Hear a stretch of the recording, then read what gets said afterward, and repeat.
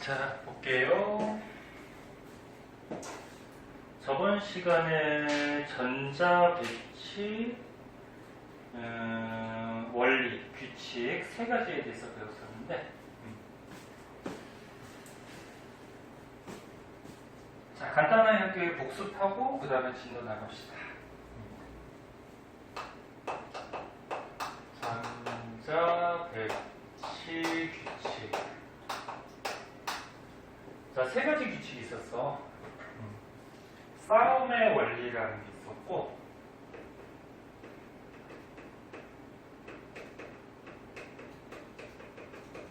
그 다음 두 번째 파울리 베타 원리.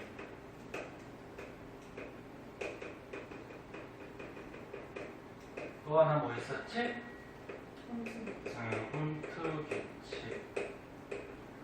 이렇게 세 가지 규칙이 있었는데, 요 세 가지 규칙에 전부 다 들어맞게 전자가 배치될 때가 가장 안정한 전자 배치가 됩니다. 안정한 거를 바닥 상태라 그랬나? 들뜬 상태라 그랬나? 바닥상.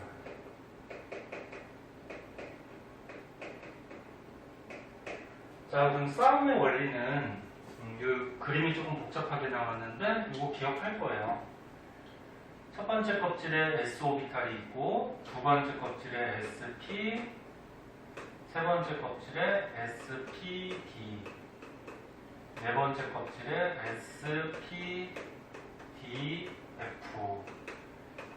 이렇게 해서 오비탈의 종류가 한 종류씩 늘어난다 그랬어.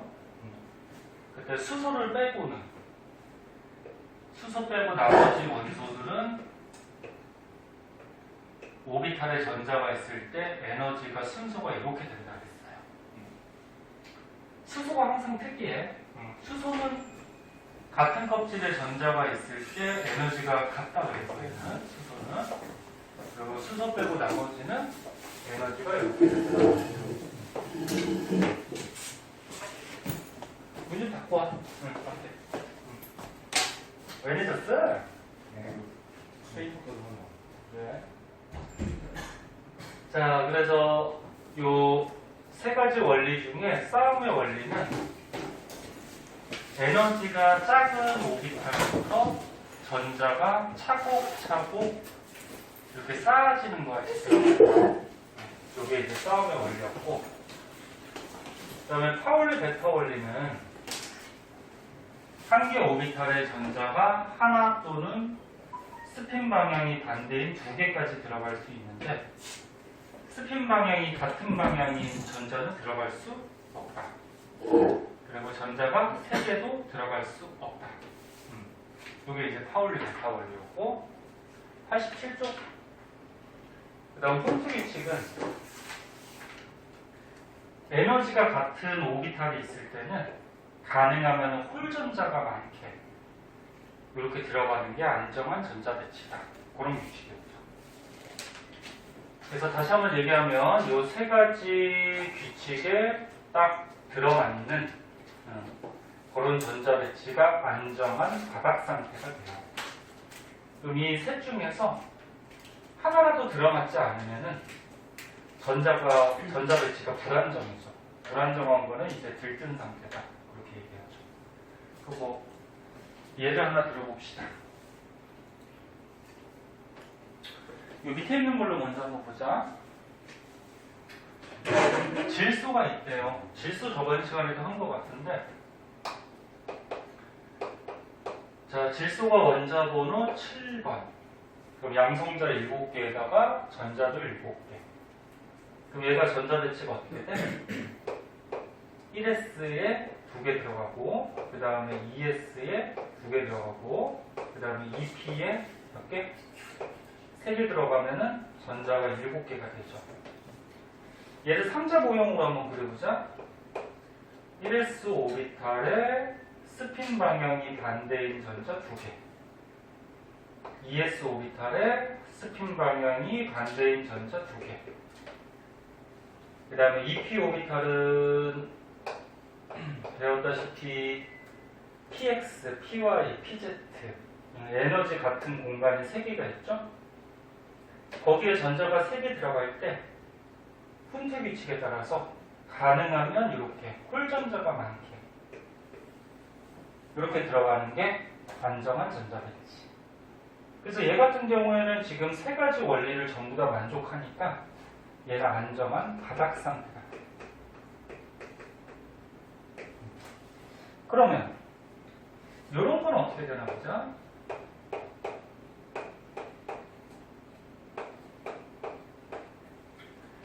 여기에 전자가 2개가 들어갔고 여기에 1개가 들어가고 이쪽에 이렇게 4개가 들어갔대. 이 전자 배치 가능은 한 거야. 가능은 한데 불가능한 전자 배치는 아니고 가능은 한데 지금 3가지 규칙 중에서 무슨 규칙에 좀 안 맞지? 싸움의 원리.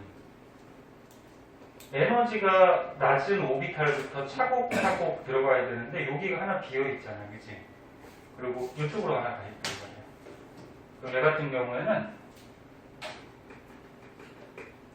싸움의 원리에 어긋나기 때문에 안정한 전자 배치가 아니야. 그럼 불안정한 전자 배치니까 뭐라 그래? 들뜬 상태다. 이렇게 얘기를 해. 그럼 뭐 하나 더 해보자.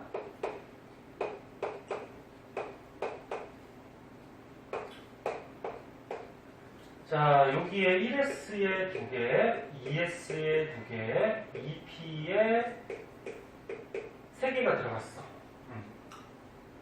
얘도 불안정한 들뜬 상태거든.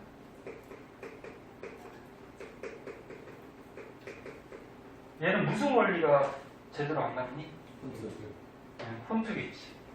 훈트 규칙에 따르면 에너지가 같은 오비탈들이 있을 때 가능하면 이렇게 홀전자가 많게 들어가야지 안정한 건데 지금 에너지 같은 공간 하나를 비워두고 전자들이 반발력을 가지면서 2개가 같이 들어가 버렸지. 그럼 이거는 훈트 규칙에 어긋나기 때문에 불안정한 들뜬 상태가 돼요. 훈트 규칙에 어긋나는. 볼줄 알겠죠? 이거 고를 줄 알아야 되고 싸움의 원리는 뭐 헷갈리지 않는데 파울리 베타 원리하고 훈트 규칙이 조금 헷갈릴 거야. 그래서 이게 어떤 원리고 규칙인지 헷갈리지 않도록 하고 하나만 더 해볼까? 마음에 드는 원소 없니? 뭐 하고 싶은 거? 알루미늄 한번 해볼까? 알루미늄 몇 번? 13번. 오우, 번호가 딱 나오네. 그러니까 딱 원소 들으면은 몇 번인지 딱 나올 정도로 많이 공부를 해야 돼. 이거 세고 있으면은 수, 헬, 리베 이렇게 세고 있으면 시간이 아무래도 좀 걸리니까. 자, 그럼 얘가 전자가 13개야. 그러면 에너지 낮은 오비탈부터 배치해보자. 1S에 둘, 2S에 둘, 2P에 몇 개 들어가? 6개 들어가죠? 그럼 여기까지 하면은 10개란 말이야. 그 다음에 누구야? 3S에 둘, 그럼 12개. 그 다음에 누구야? 3P에 하나. 그치? 이렇게 들어가죠. 그럼 13개 맞죠? 3자 모형으로 표시하면은 뭐 이렇게 되겠죠? 2P가 3개 많으니까 여기 밑으로 쓸게. 그 다음에 3S, 그 다음에 3P. 이렇게 들어간단 말이야. 그럼 1S의 스핀 방향 반대, 2S의 스핀 방향 반대, 2P의 6개인데, 그릴 때도 이렇게 먼저 그리세요. 홀전자가 먼저 들어갈게요. 응? 하나, 둘, 3개 들어가고, 이제 스핀 방향이 반대인 거, 이렇게 3개 들어가고. 그 다음에 3S에 2개. 그 다음에 3P에 하나. 3P는 지금 하나가 들어있기 때문에 3PX에 들어있어도 되고 3PY에 들어있어도 되고 3PZ에 들어있어도 돼요. 상관없어요.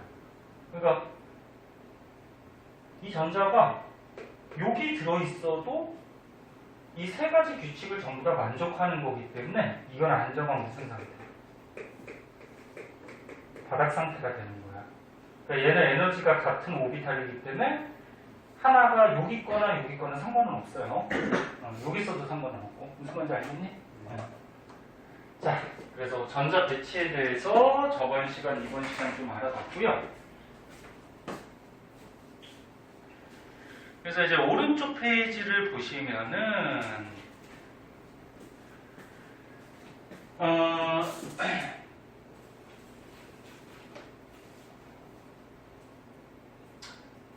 원자 번호에 따라서 이 전자 배치를 이렇게 표시해 놨는데 이거는 외우는 거 아니죠? 네. 원자 번호만 너네가 알고 있으면은 전자 배치 이거 할 수 있을 거야. 그래서 이거는 할 수 있어야 되는데 그 밑에 보면 이제 원자과 전자라고 나와요. 자, 얘는 또 먼저 한번 보자. 통합과학 때 좀 잘 배웠던 사람은 뭐 원자과 전자, 이온, 양이온, 음이온 이런 것도 좀 쉬울 텐데. 자, 원자과 전자 한번 보자. 요즘 너는 그 수행평가가 많이 있을 거예요, 학교별로. 기말고사 끝나고 나서 이제 성적 처리를 해야 되기 때문에 수행평가 안 본 것들을 지금 기말고사 전에 전부 다 학교에서 할 거거든. 그래서 수행평가가 은근히 시간이 많이 뺏겨서 기말고사 공부할 시간이 좀 부족할 수도 있어요. 그러니까 미리미리 공부도 좀 해두시고. 응? 자, 원자과 전자 하기 전에 얘네 옥텟 규칙이라고 배웠어요. 옥텟 규칙이 뭐였어? 원자 핵이 있을 때 전자 껍질에 전자가 첫 번째 껍질은 2개, 두 번째 껍질부터는 8개 이렇게 채워지면은 원자가 어떻게 된다? 안정해진다. 네? 이게 이제 옥텟 규칙이야. 그럼 원자과 전자는 뭐였지?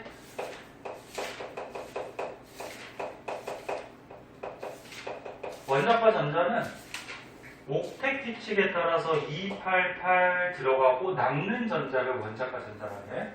남는 거. 자, 그럼 뭐 예를 하나 들어보자. 뭐 산소 한번 해볼까? 자, 산소가 있대요. 8번이야. 그러면 전자가 1s에 2개, 2s에 2개, 2p에 몇 개 들어가니? 2p에 몇 개 들어가? 4개. 이렇게 들어가죠? 그래서 8개. 됐나? 할 때 모르겠으면 질문해. 창피한 거 아니야. 처음 배우는 건데. 자, 그럼 이 산소의 원자과 전자는 몇 개일까? 응? 6개가 되죠. 시험 볼 때 맨 끝에 있는 것만 딱 보고 원자과 전자 4개 이렇게 쓰면 틀려. 원자과 전자는 다시 한번 얘기하면은 288 들어가고 남는 거거든. 그럼 지금 여기가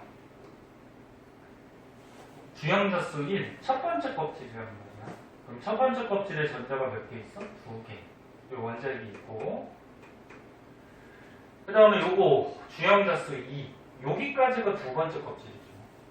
그러니까 두 번째 껍질에 SO비탈, PO비탈 이렇게 있죠. 그럼 두 번째 껍질에 몇 개? 6개. 이렇게 되는 거지. 그러니까 옥텟 규칙에 따라서 2 들어가고 남는 거. 근데 왜 4개로 들어갔지?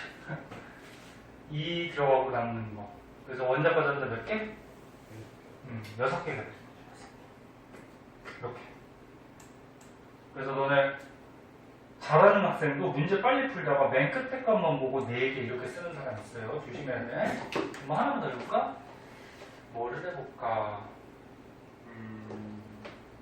뭐 하고 싶은 거 없니? 염수 한번 해볼까? 아이고, 보자. 염소가 17번이에요.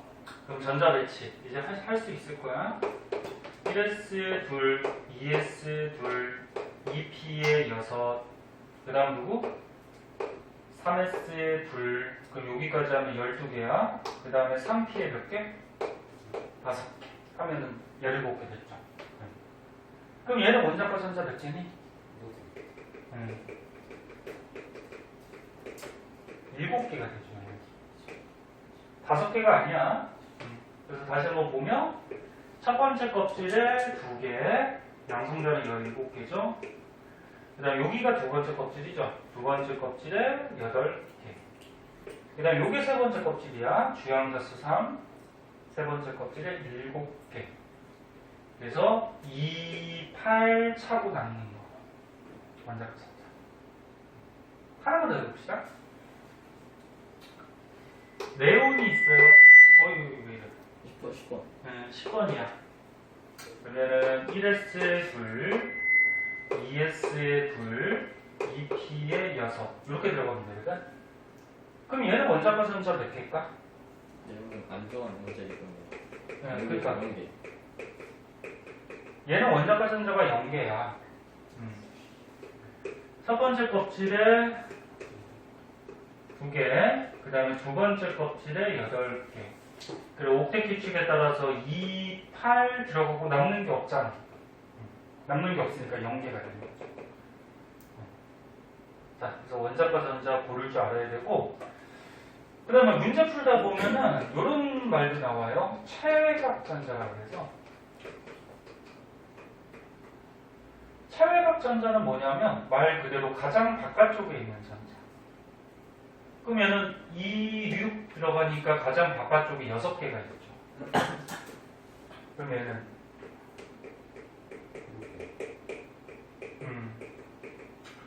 2, 8, 7 가장 바깥쪽에 7개가 있죠. 그럼 얘는 어떻게 될까? 얘는 2, 8 가장 바깥쪽에 8개가 있죠. 그래서 얘는 최외각 전자가 8이 되는 거야. 뜻은 알겠죠? 원자과 전자는 옥텟 규칙에 따라서 2, 8 들어가고 남는 거. 그 다음에 최외각 전자는 가장 바깥쪽에 있는 전자. 그래서 이게 약간 다를 수가 있으니까 봐주도록 하시고요. 그 다음에 이제 이온으로 넘어가자.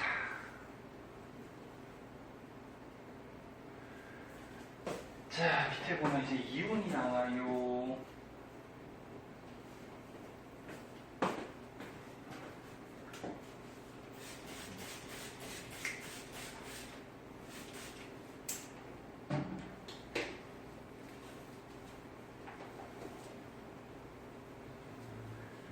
자, 이온도 너네 통합과학 때 간단하게 배웠는데,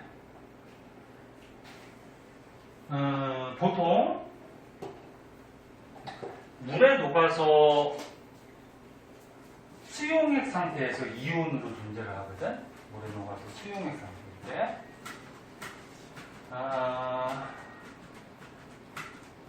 자, 양이온부터 한번 가자.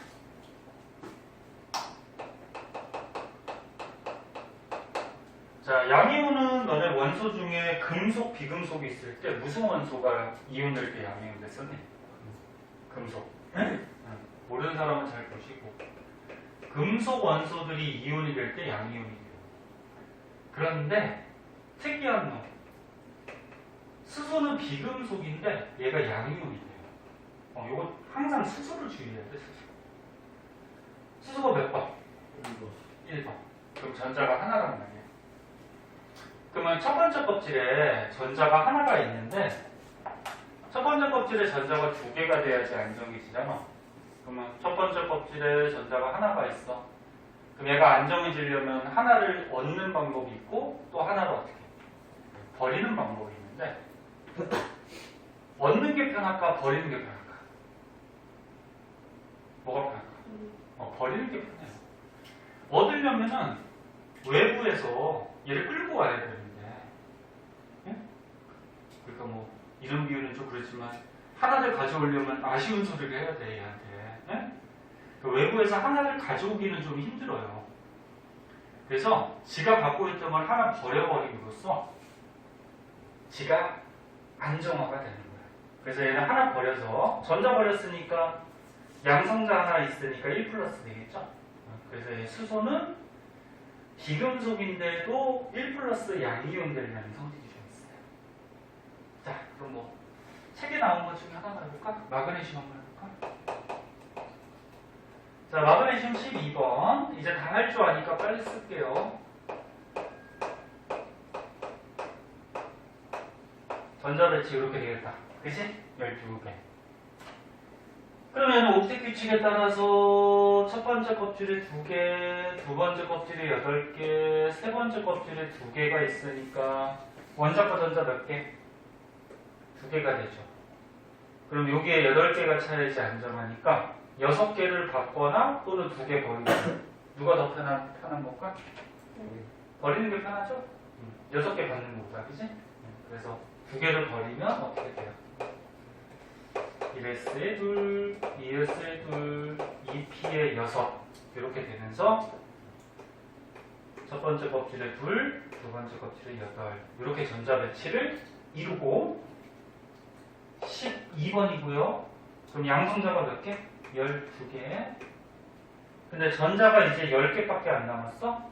그럼 플러스가 2개 세니까 플러스가 2개 세다는 의미로 오른쪽 위에다가 여기 2 플러스 써주면 양이행 되는 거죠. 맞니? 어려운 거 아닐 거야. 다 알고 있을 거야. 그래서 이온이 되는 이유는 이렇게 옥텟 규칙에 맞춰서 안정해지려. 이온이 되는 이유. 자, 음이온 한번 보자. 자, 음이온 중에 뭐 책에 있는 걸로 한번 해볼까? 뭐 산소 해볼까? 8번 1S2, 2S2, 2P에 4개. 자, 그럼 얘는 첫 번째 껍질에 2, 두 번째 껍질에 6. 그럼 원자과 전자가 6개네? 6개 버리는 게 편하니 2개 얻는 게 편하니? 없는 거예요. 얘는 얻는 게 편하죠? 그래서 얻어서 1S2, 2S2, 2P에 6개가 되면서 첫 번째 껍질에 2, 두 번째 껍질에 8 이렇게 해서 옥텟 규칙에 맞춰서 안정화가 되는 거죠. 그럼 8번이니까 양성자 8개니까 거기에 전자가 10개 돼버렸으니까 마이너스가 어떻게 돼? 2 마이너스. 2개 쓰지면서 2 마이너스 이렇게 되는 거죠. 그리고 아까 얘기했듯이 음이온은 비금속들이 이온될 때 음이온이 돼요. 비금속들. 누구만 빼고? 수소만 빼고. 수소는 비금속이야. 자, 그래서 이온의 전자 배치 할 수 있을 거고요. 자, 그럼 이제 뒷장으로 넘어가면은 요거에 딸린 문제들이 나오는데 마찬가지 숙제도 하고 모르는 거는 물어보도록 하고. 그럼 지금 보면 단원이 끝나가지고 숙제가 많을 거예요. 어디까지냐? 쭉쭉쭉쭉 해가지고 중단원까지 끝나서 111쪽까지. 선생님 얘기했듯이 앞에서 배운 거 있으면은 뒤에 것까지 미리미리 풀어두세요. 배운 것들은. 그래야지 이렇게 한꺼번에 숙제가 많아질 때가 있으니까. 자, 111조까지 숙제로 좀 해오시고. 자, 넘어가서 이제 주기율 들어가보자. 114조. 주기율표.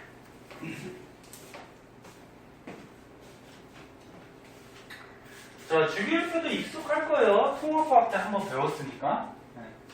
그래서 중학교 때도 주기율표는 안 배우지만 뭐 1번부터 20번까지 막 외우고 이렇게 시키는 선생님들이 계셔가지고 이거 좀 익숙할 거야. 봅시다.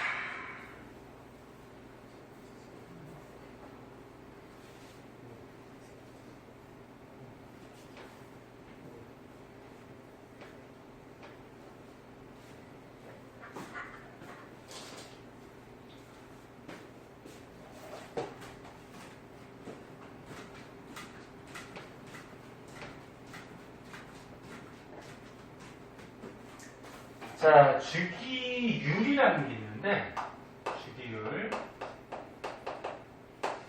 요거 뜻을 잘 모르는 사람들이 있더라고. 봐봐. 좀 집중해서 봐. 좀만 더 하고 시게.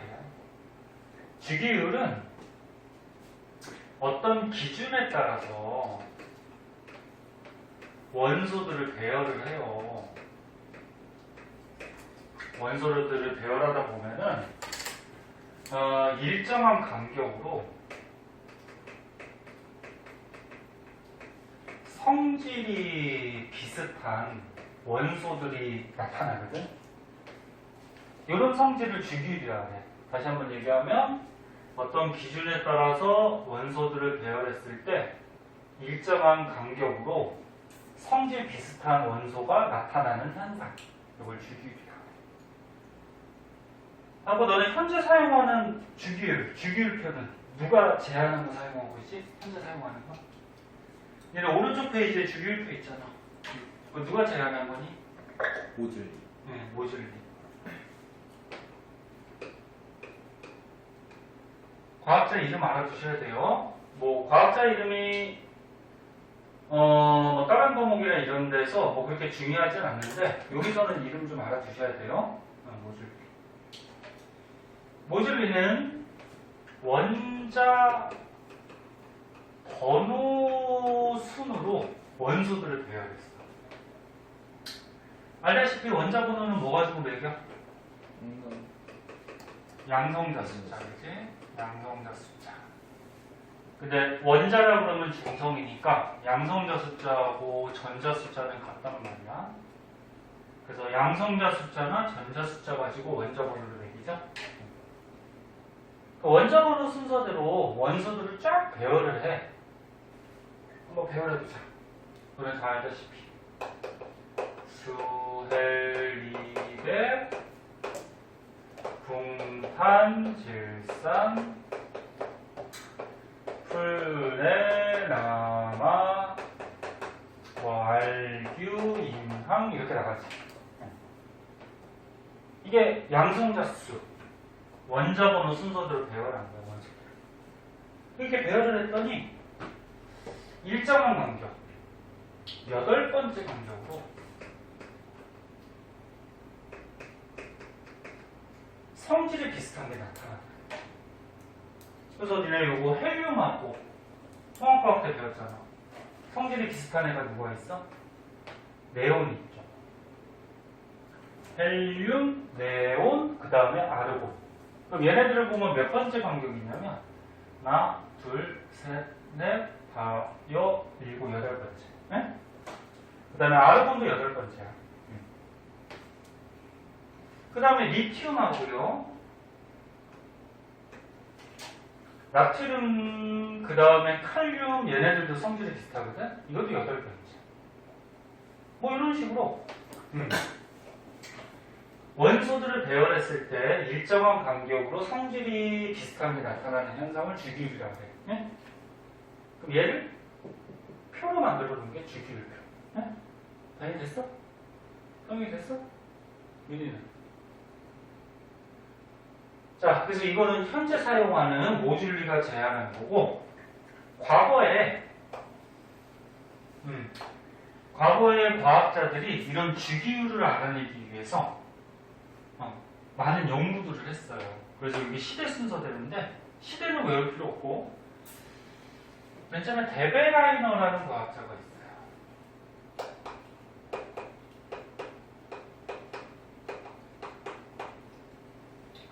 데베라이너라는 과학자는 새쌍 원소설이라 해서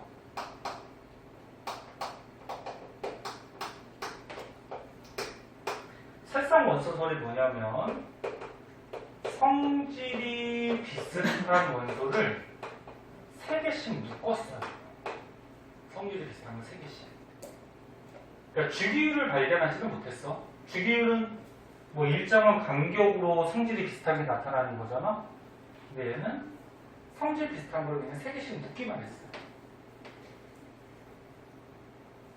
3개를. 그래서 뭐 대표적으로 시험에 잘 나오는 게 뭐 리튬, 그 다음에 나트륨, 칼륨. 얘네들 너네 통합과학에서 배웠듯이 리튬, 나트륨, 칼륨 좀 이따 주기율표 배웠을 때 1쪽에 있는 무슨 금속?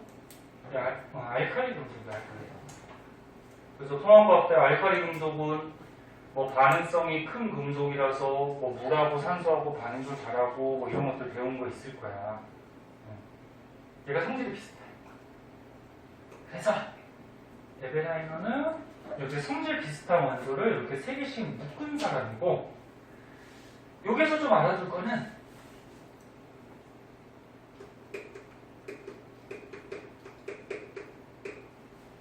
원자량. 원자량이 뭐야? 원자의 질량. 원자량은 우리가 어떻게 구하지? 이 원소 안에 있는 양성자 숫자하고 누구를 더한 거? 중성자 숫자를 더해서 원자의 질량, 원자량을 따지지. 응? 뭐 중공사도 많이 있고. 질량을 따질 때는 전자 질량은 어떻게 하지? 무시해버려요. 양성자하고 중성자에서. 근데 이렇게 성질 비슷한 거를 3개 묶어놨을 때 2개의 원자량을 알면은 1개의 원자량을 구할 수가 있대요. 그래서 책에 리튬하고 칼륨의 원자량이 7하고 39에 리튬이 7, 칼륨이 원자량이 39에 그러면 나트륨의 원자량, 가운데 있는 나트륨의 원자량을 우리가 구할 수가 있어요. 어떻게 구하냐면 얘 질량하고 얘 질량의 평균을 내면 가운데 값이 나오거든. 그러니까 7하고 얼마? 39의 평균이니까 나누기 2 하는 거죠. 그럼 얼마가 나오니? 23. 나트륨의 원자량이 23이에요. 얘 원자량은 7, 얘는 39. 그래서 성질 비슷한 거를 묶었을 때, 3개씩 묶었을 때 2개를 알면은 1개의 원자량은 구해낼 수가 있어. 근데 모든 게 다 이렇게 적용이 되진 않고 적용되는 것도 있고. 그럼 만약에 예를 들어서 리튬의 원자량이 7이고 나트륨의 원자량이 23 이렇게 주어져 있어. 그러면 칼륨의 원자량도 구할 수 있죠. 얘는 어떻게 구하면 되니? 이 원자량을 x라고 잡았을 때, 이 가운데 있는 얘는 얘하고 얘 양쪽에 있는 거의 평균값입니다. 이게 얼마라는 거야? 얘가 2개 평균 된 거, 23이라는 거지. 그럼 x값이 나오겠지, 그치? 그래서 이렇게 x값을 또 구해낼 수가 있어. 자, 그래서 요거 할 줄 알아야 되고. 성인아, 좀만 봐. 요것만 보고 좀 쉽게 봐. 왜 또 졸아? 그 다음에 두 번째 보면은 유렌즈라는 과학자가 있어요. 유렌즈라는 과학자는 옥타브설이라고 해서, 아까 얘는 이거였고, 너네 음악 시간 같은데 뭐 1옥타브 이런 거 배우지 않니? 옥타브가 음악 시간에 이런 거잖아. 도부터 도까지. 도, 레, 미, 파, 솔, 라, 시, 도 여기까지. 그게 1옥타브지. 그래서 뭐 가수들이 뭐 음이 높이 올라가는 가수들은 뭐 몇 옥타브까지만 올라간다 그런 말들 하잖아. 그러면 도, 레, 미, 파, 솔, 라, 시, 도 8개거든. 그럼 얘 옥타브설은 뭐냐면 원소들을 이거 5탄 것 같아요. 너네도 여기 3 써있니? 네. 이거 지워버려. 이거 뭐 필요 없는 3인데 이게 왜 들어갔는지 모르겠어. 이거 5탄 것 같아. 자, 원소들을 원자량 순서대로 배열을 했더니 8번째, 그러니까 1옥타브 8번째 간격으로 성질이 비슷한 원소가 나타나더라. 이거를 이제 유렌즈라는 과학자가 처음 알아냈어요. 근데 얘는 무슨 순서? 원자량 순서. 원자량. 근데 현재 사용하는 거는 무슨 순서? 원자번호 순서. 이게 달라. 근데 원자량하고 원자번호는 달라요. 원자량은 양성자, 중성자 더한 값이고 원자 번호는 뭐야? 양성자 숫자죠. 달라요. 그래서 8번째 간격으로 성질이 비슷한 게 나타나더라 이런 걸 알아낸 사람이고, 그 다음에 이제 멘델레예프가 나오는데, 멘델레예프는 이제 주기율표를 만들어요. 얘도 어떻게 되냐면 원자량 순서대로 배열을 했더니 성질이 비슷한 원소가 주기적으로 나타난다는 것을 알아내면서 얘를 가지고 표로 만들어. 그래서 최초의 주기율표를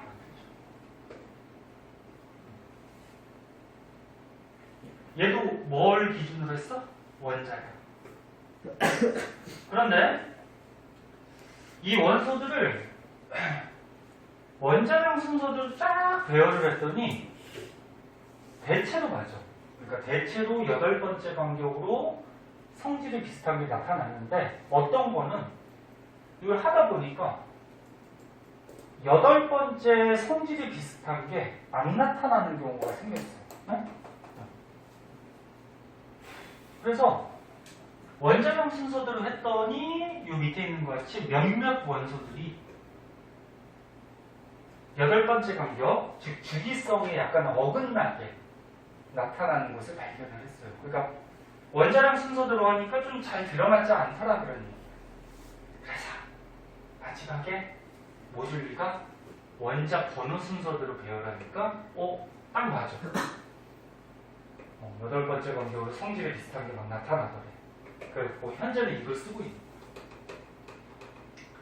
자, 그래서 여기까지는 주기율표, 주기율을 알아내기 위해서 과학자들이 여러 가지 연구들을 한 결과들에 대해서 나오고 있고, 주의할 거는 선생님 네모박스 쳤듯이 옥타브설이나 멘델레예프는 원자량 순서대로 배열을 한 거고, 모듈리는 원자 번호. 네? 그거만 조금 주의하세요. 그래서 졸린 사람들 있는 것 같으니까 조금만 쉬었다가 이제 주기율표 좀 자세하게 좀 배워보도록 하자.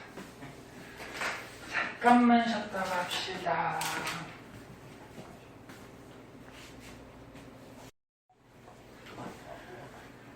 자, 주기율표는 너는 화학에서 가장 기본이라서 여기에서 우리가 알아둬야 하는 사실들이 많이 있어요. 한번 보자.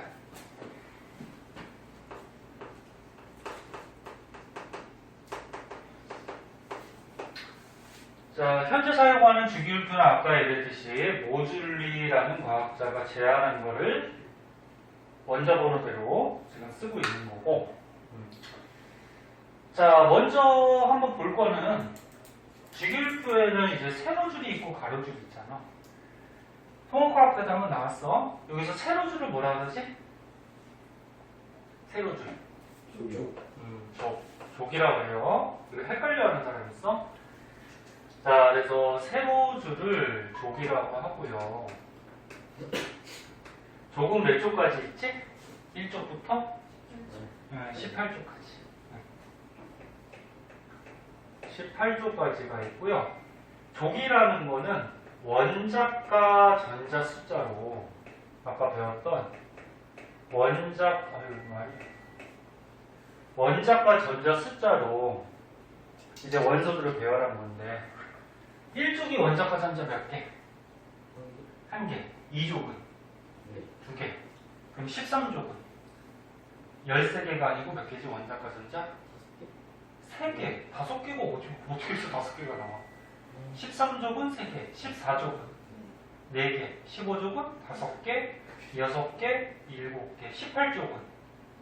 0개가 되죠. 얘는 옥텟 규칙에 딱 맞는 0개. 자, 그래서 보면은 족이 1족부터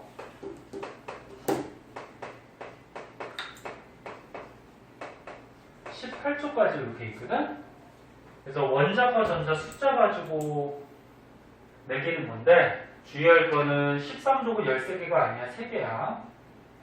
그리고 선생님이 여기 3족부터 12족까지는 빼놨잖아. 빼놓은 이유는 얘네가 원자 번호 20번까지만 알면 되잖아. 20번까지를 보면은 이 3족부터 12족이 없어요. 그래서 3족부터 12족은 시험에 나오지도 않아. 그래서 시험에 나오는 표도 이렇게 나올 거야. 3부터 10일까지는 빼고. 여기 세로 줄. 근데 원자과 전자 숫자가 같으면 이 원소들의 성질이 어떻게 되지? 비슷해져. 성질이 같다 그러면 안 돼. 만약에 서술형 같은 거 쓸 때. 원소 종류가 다른데 성질이 같을 수는 없잖아. 그치? 그래서 비슷하다는 얘기지.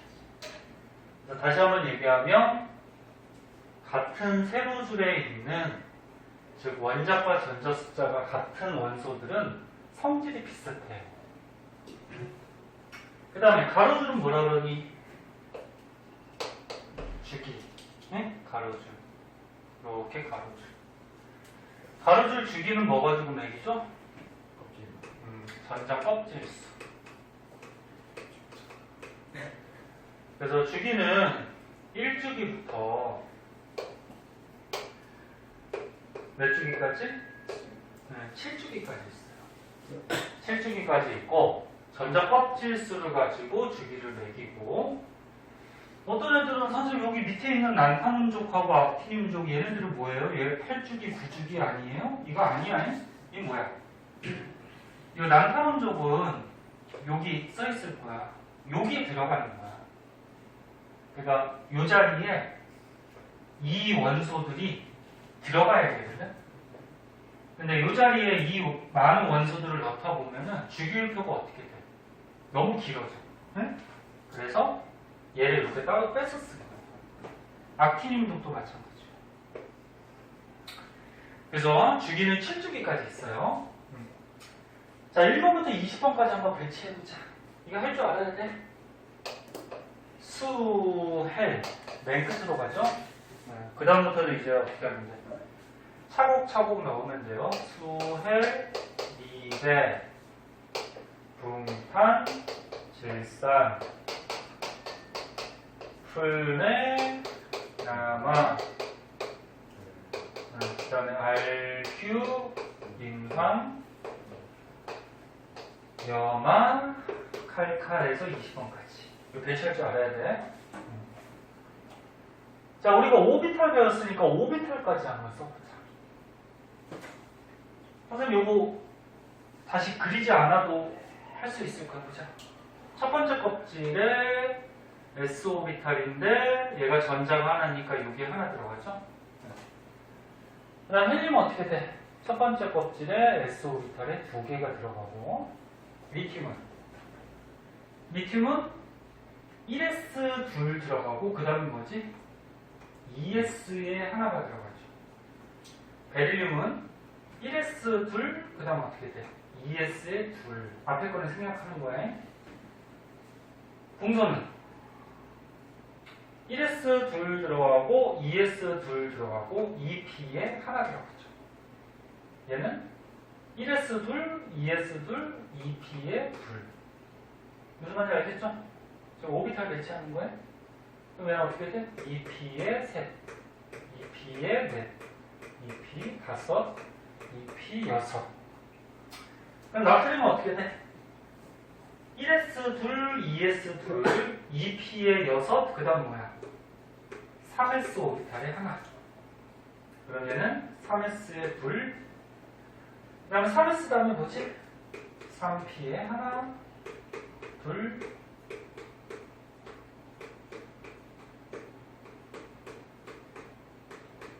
이렇게 되죠.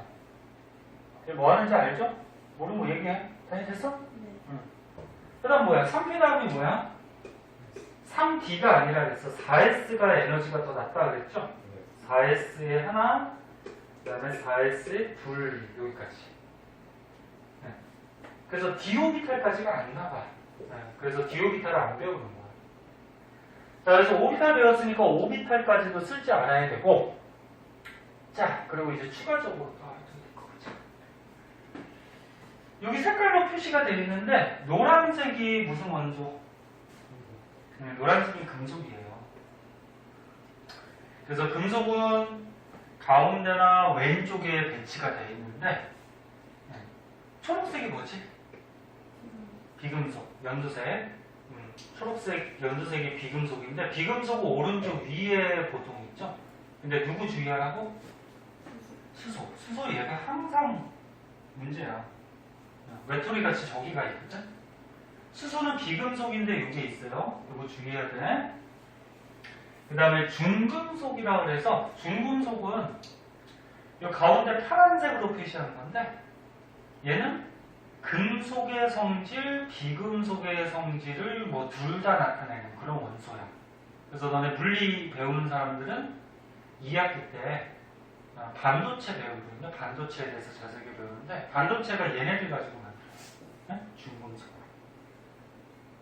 그때 가서 한번 보고 가끔 묻는 사람들 선생님 요거 하얀 거는 뭐예요? 요거 하얀 거는 아직 밝혀지지 않은 거야. 얘 성질이. 금속인지 비금속인지 중금속인지 밝혀지지 않아서 이렇게 하얀색으로 표시를 해놨어요. 자, 그래서 요 수소 주의하고 자, 그 다음에 또 알아둬야 될 거. 자, 같은 쪽에 있는 거는 원자과 전자 숫자가 같아서 성질이 비슷하다고 그랬는데 그럼 1쪽에 있는 얘네들 성질이 비슷해요. 수소 빼고. 수소는 비금속이니까. 그래서 1쪽에 있는 애들을 묶어가지고 이름을 정했지. 1학년 때 통합과학 때 중요하게 했잖아. 무슨 금속? 알칼리 금속. 수소 빼고야 얘네들은 알칼리 금속. 비슷한 성질을 나타내요. 그 다음에 2쪽에 있는 원소들을 묶어가지고 요거는 알칼리 토금속이라고 해요. 알칼리 토금속. 그 다음에 다른 쪽에 있는 것들도 성질이 비슷한데 다른 건 뭐 그렇게 중요하지 않아서 17쪽에 있는 거 17쪽에 있는 애들 묶어서 이름을 정했죠. 뭐? 할로젠 원소. 그 다음에 18쪽에 있는 거 묶어서 요거 비활성 기체.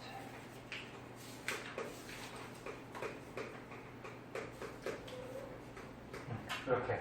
그래서 이렇게 세로들에 있는 거 요거 4개 정도는 이름 알아두시고 성질은 뭐 이제 뒤에서 조금 배울 거고. 자, 그리고 또 한 가지 알아둘 거. 왼쪽 아래로 가면 갈수록 너네 금속들이 가운데나 왼쪽에 있잖아. 그래서 왼쪽 아래로 가면 갈수록 금속의 성질이 커져요. 그러면 금속의 성질이 크다라는 건 뭐냐면 금속들은 무슨 이온이 잘 되지? 양이온이 잘 되죠? 양이온이 잘 된다는 얘기고 그리고 양이온이 돼서 다른 음이온하고 반응을 잘한다는 얘기예요. 이거 알아두셔야 돼요. 그래서 왼쪽 아래로 갈수록 반응성이 커지더라.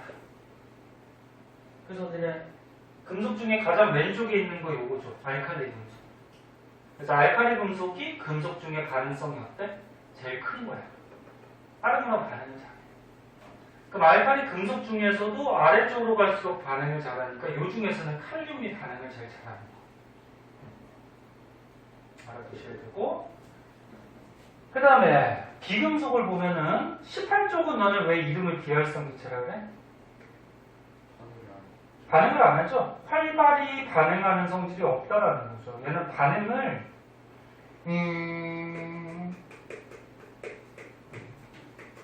거의 안 한다 이렇게 표현해야 돼. 반응을 안 한다고 보기에는 그렇고 막 온도를 높이고 압력을 높이고 그러면 반응을 시킬 수는 있어요. 그래서 반응을 거의 안 한다. 왜? 왜 반응을 잘 안 하지? 옥텟 규칙에 맞춰서 어떻게 해? 안정하니까. 그렇죠. 안정하니까. 그치? 그럼 지가 안정한데 굳이 다른 애들하고 반응할 필요가 없어요. 그래서 18쪽 빼고 오른쪽 위로 가면은 오른쪽 위로 갈수록 비금속의 성질이 커져요. 그럼 비금속은 무슨 이온이 잘 되죠? 음이온. 그래서 오른쪽 위로 갈수록 음이온이 잘 되고요.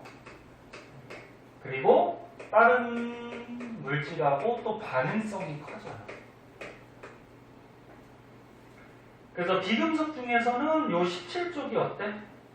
반응성이 제일 큰 비금속. 응? 할로젠. 그 중에서도 위에 있는 플로우린, 왼쪽 위에 있는 얘가 반응성이 비금속 중에는 제일 크죠. 그러니까 왼쪽 아래로 갈수록 반응성이 커지고 오른쪽 위로 갈수록 반응성이 커지고 18쪽은 반응을 거의 안 하고. 됐나? 알아두셔야 돼요. 알아두셔야 되고요. 주기율표 알아둬야 될 거 되게 많아요. 자, 그럼 이제 중요한 것들은 다 했고요. 나머지 세세한 거 한번 보자.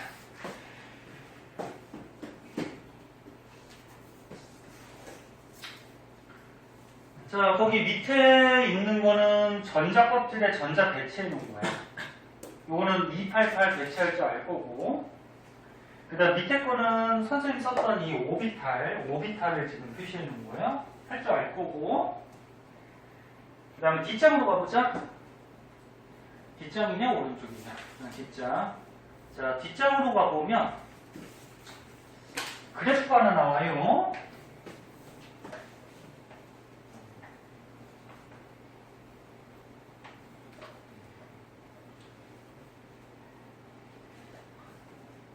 자, 그래프가 하나 나오는데 지금 X축이 원자 번호고 Y축이 원자과 전자수. 다 했어, 봐. 이 페이지까지 정리해. 빨리 끝내자. 그래서 원자과 전자를 따져보니까 원자과 전자가 수소는 하나, 헬륨은 1개 따질 줄 알죠? 근데 원자과 전자가 이렇게 주기적으로 이렇게 나타나요. 응? 그래서 어떤 주기율을 원소들이 이렇게 나타내고 있다는 것을 그래프로 표시한 거고, 그 밑으로 가면은 뭐 금속, 비금속, 중금속의 특징이 나와요. 뭐 이건 쉬운데 그래서 혹시 보기 중에 나올지 모르니까 한번 봅시다. 자, 금속은 주기율표에 어디 있다 그랬어? 네, 가운데나 왼쪽, 그치? 네, 가운데나 왼쪽에 금속이 있고, 금속은 이온이 되면은 무슨 이온이 잘 돼? 양이온. 왜? 야, 여기 1쪽에 있는 건 어떻게 돼? 원자과 전자가 하나니까 하나를 버려서 1 플러스 이렇게 양이온이 되죠. 2쪽은 원자과 전자가 2개니까 2개를 버려서 2 플러스 양이온이 되죠. 13쪽은 원자과 전자가 3개니까 3개를 버려서 3 플러스. 14쪽은 좀 애매해요. 4개니까 4개를 버릴 수도 있고 4개를 받을 수도 있거든. 그래서 얘는 이온이 잘 안 돼. 근데 굳이 이온이 되면은 버리는 게 편하다고 했죠. 얻는 것보다. 15쪽은 원자과 전자가 5개니까 어떻게 돼? 5개 버리는 것보다 3개 얻는 게 편하고, 얘는 원자과 전자 6개니까 2개 얻는 게 편하고, 얘는 7개니까 1개 얻는 게 편하고, 얘는 옥텟 규칙에 맞으니까 안정해서 이온이 잘 안 되고. 그치? 네, 할 수 있겠죠. 그래서 금속은 양이온이 잘 되고요. 금속은 고체야. 근데 액체 금속이 하나 있어요. 누구? 수. 수는 금속은 금속인데 그냥 상온에서 실온에서 유일하게 액체. 그 다음에 금속이니까 열과 전기가 어때? 잘 통하겠죠. 그 다음에 이제 비금속. 비금속은 오른쪽에 보통 있죠? 이쪽에. 이쪽에 있는데 누구는 제외? 수소는 왼쪽. 그 다음에 비금속은 음이온이 잘 된다 그랬고, 단 18쪽은 이온이 잘 안 되고. 그래서 과학이 짜증나는 게 막 예외들이 막 있어가지고. 그 다음에 비금속은 기체나 고체인데 비금속 중에 액체가 또 하나 있어요. 브로민. 금속 중에 액체는 누구? 수소인. 비금속 중에 액체는 브로민. 그리고 비금속이니까 열 전기가 잘 안 통해요. 근데 또 이것도 예외가 있어. 흑연. 흑연은 또 전기가 잘 통해. 흑연이 너네 연필심, 샤프심인데 얘가 무슨 원소로 돼 있지? 탄소로 돼 있죠. 얘는 또 전기가 잘 통해.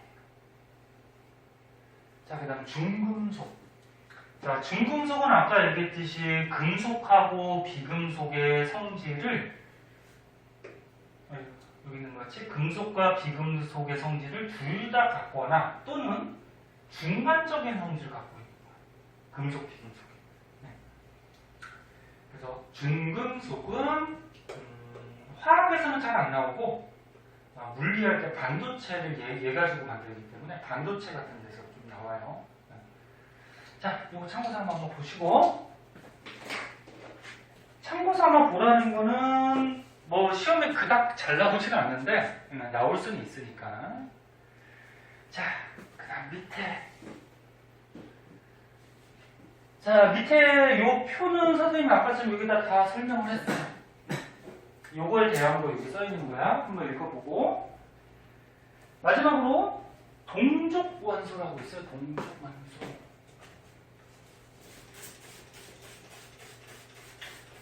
야, 동족의 뜻이 뭐니? 동족? 동족의 뜻이 뭐니? 같은 족이라는 거죠. 같은 족. 응? 같은 동자.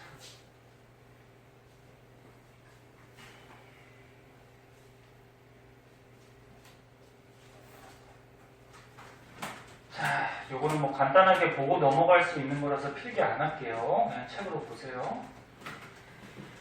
자, 동족 원소 중에 다른 것도 뭐 중요하지만 아까 얘기한 1족 알칼리 금속, 그 다음에 2족 알칼리 토금속, 그 다음에 17족 할로젠 원소, 18족 비활성 기체. 그중에서 이 알칼리 토금속은 뭐 그렇게 중요하진 않아요. 이거는. 자, 그러면 책을 한번 보세요. 자, 알칼리 금속은 위에서부터 어떻게 돼? 리튬, 나트륨, 칼륨. 요 위에서부터 좀 알아두셔야 돼요. 이거 하도 잘 나와서. 밑에는 뭐 누비듐, 세슘 이런 게 있는데 거기까지는 몰라도 되고 요거 리튬, 나트륨, 칼륨 순서대로 좀 알아두고 주의할 거는 뭐라고? 수소 제외. 네, 수소 제외하고 이쪽. 자, 그럼 얘는 어떻다 그랬어? 금속 중에 반응성이 어떻다? 큰 것들, 그치? 그래서 반응성이 매우 커서 뭐 산소하고 물하고도 반응을 잘한다. 이거 통합과학 때도 중요하게 나왔었어. 그리고 얘는 원자과 전자 하나니까 몇 플러스? 양이온 될 때 1 플러스 양이온이 잘 된다. 그 다음에 알칼리 토금속은 2족이다. 그 정도만 알아두고 뭐 그렇게 중요하지 않아요. 그 다음에 할로젠. 할로젠은 몇 쪽? 17쪽. 여기 17쪽. FCl 요 밑에까지 알아둬야 돼. FCl, BRI 요 정도까지 알아두셔야 돼요. 순서대로. 왜 알아둬야 되는지는 뒤에 문제 풀다 보면 알 거야. 선생님이 알아둬야 되라는 거 알아두세요. FCl, BRI. 얘도 어때? 반응성이 크죠? 뭐? 비금속으로. 비금속은 오른쪽 위로 갈수록 반응성이 크다 그랬죠? 그 반응성이 큰 비금속. 그리고 원자과 전자가 7개니까 1-음이온. 그다음 비활성 기체 18쪽. 요것도 순서대로 좀 알아두세요. 위에서부터 헬륨, 네온, 아르곤. 얘는 안정하기 때문에 거의 반응하지 않고. 그리고 비활성 기체고요. 목대 규칙에 맞춰서 거의 반응하지 않는다. 자, 그래서 오늘 빨리 해서 여기까지 내용 정리를 한번 해봤고요.